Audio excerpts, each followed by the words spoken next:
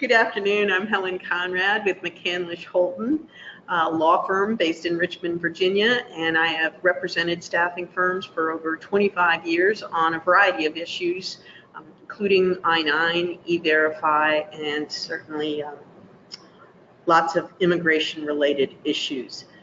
On June 13th from 3 to 4 p.m., we're going to have a webinar to talk about two kind of pressing issues that have jumped up recently, and we want to give staffing firms the most recent information on those as quickly as we can. So Social Security mismatch letters and electronic I-9 compliance will be our webinar, and they may seem like strange topics, but it's very important that we give you this recent information.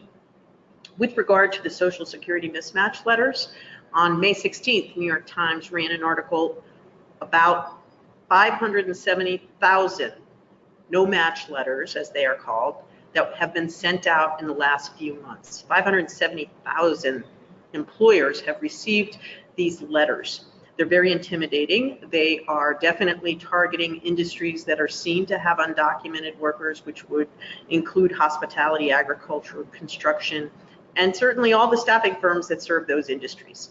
So we are going to, in this webinar, dissect exactly what this letter says, what it means you should do in terms of talking to your employees, and what you should do in terms of talking to the government, but probably even more importantly, what you shouldn't do in terms of talking to your employees and talking to the government.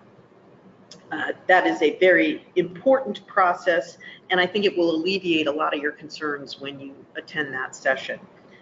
The second topic we're going to cover in that webinar, electronic I-9 compliance, is very, very important because many staffing firms, in fact most, have moved towards electronic I-9s to deal with their volume of I-9s that they process every day for new hires. The Homeland Security has had regulations governing electronic I-9 out for many, many years, and going as far back as 2012, they released guidance on exactly what information needed to be maintained by the electronic I-9 system to be considered compliant. After releasing that memo in 2012, they never really dealt with it again. So any investigations of electronic I-9s between now and the summer of 2018 are not that relevant because they were never investigating the electronic compliance side of it. They were only evaluating the compliance of the form itself.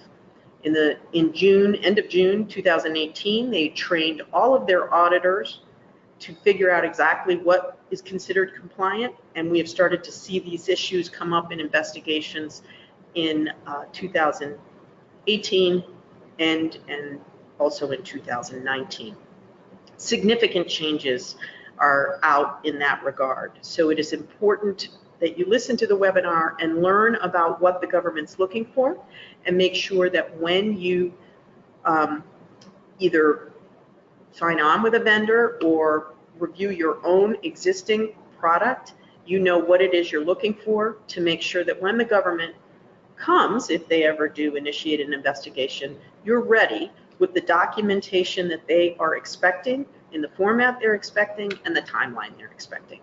So lots of good information packed in a short amount of time. Please join us for the webinar on June 13th, 3 to 4 p.m. I look forward to seeing you there.